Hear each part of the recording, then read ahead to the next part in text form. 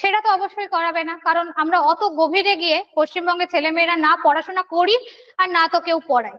কিন্তু যখনই আমরা নিট পরীক্ষাটা দিতে যাব ডাক্তার হওয়ার জন্য, হ্যাঁ, বা AIEEE পরীক্ষাটা দিতে যাব, তখনই আমাদের এই E/M রেশিওটা লাগবে। এই E/M যেটাকে আমরা সবসময় কি বলে জানবো, চার্জ বাই আধান রেশিও বা E/M রেশিও। কখনো আধান বাই ভরের রেশিও বলে না, কারণ বাংলাটা চলে না, সবসময় চলে ইলেকট্রনের E/M রেশিও। ম্যাক্সিমাম বলতে পারো চার্জ বাই মাস রেশিও। এটা আমাদের থমসন ক্যালকুলেট করেছিলেন এবং ইলেকট্রনের E/M রেশিওর মান বেরিয়েছিল 1.76 ইন্টু 10⁻11 কুলম প্রতি কেজি।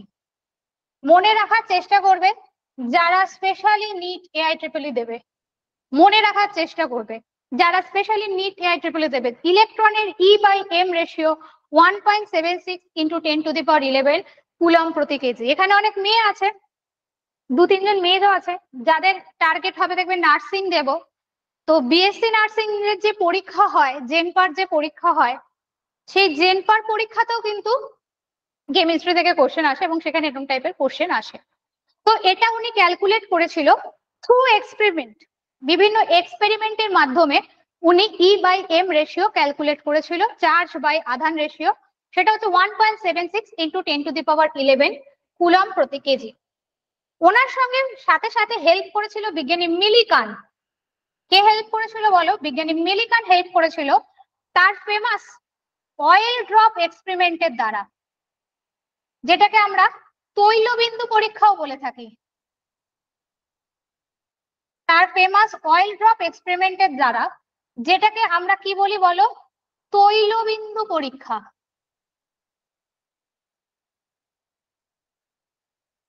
তৈলবিন্দু পরীক্ষা। উনি এই তৈলবিন্দু পরীক্ষার সাহায্যে কি আবিষ্কার করেছিল?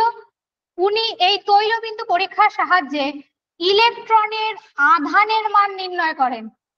এটাও একটা পরীক্ষা, তার জন্য এটা আমাদের বোঝার কিছু নেই, জাস্ট আধানের মানটা জানতে হবে। ইলেকট্রনের আধানের মান নির্ণয় করেন। কেউ বুঝতে না পারলে আমি একটু পরে কানে হেডফোন লাগাচ্ছি, পড়ে দেবো। লিখেছি ইলেকট্রনের আধানের মান নির্ণয় করেন। ইলেকট্রনের আধানের মান কত? মানে এই E/M রেশিওতে E এর মান কত? -1.6 ইন্টু 10⁻−19 কুলম। এখানে কোনো কোনো বইতে -1.602, -1.601 এরকম অনেক কিছু লেখা থাকে। পরীক্ষার সময় আমাদের -1.6 টুকুই বসাতে হয়, তাই আমরা -1.602, 601 এগুলো নিয়ে কোনো রকম কথা বললাম না। ঠিক আছে, তো এটা তো সবাইকে মনে রাখতে হবে।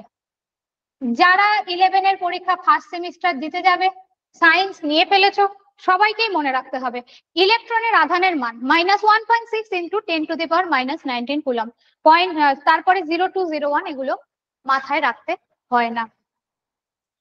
যেগুলো বাক্সবন্দি করছি সেগুলো খাতাতে বাক্সবন্দি করবে, কারণ এগুলো আমাদের মাথায় বন্দি করতে হবে, এগুলো পরীক্ষায় আসে। বলো বন্ধুগণ, এ অবধি হয়েছে? হ্যাঁ ম্যাম, ক্লিয়ার। আচ্ছা, ক্লিয়ার তো ঠিক আছে, খাতায় হচ্ছে তো? হ্যাঁ ম্যাম, খাতায় নোট করছি।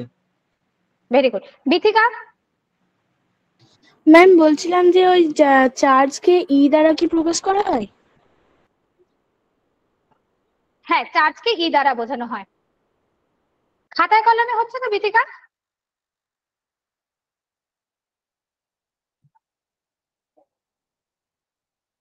বিথিকা শুনতে হ্যাঁ পাচ্ছ? ম্যাম। খাতায় কলমে হ্যাঁ করছো ম্যাম, তো? নোট বানাচ্ছি। Very good. বাকি অদ্রিকা বলো। হ্যাঁ ম্যাম। পূর্ণা?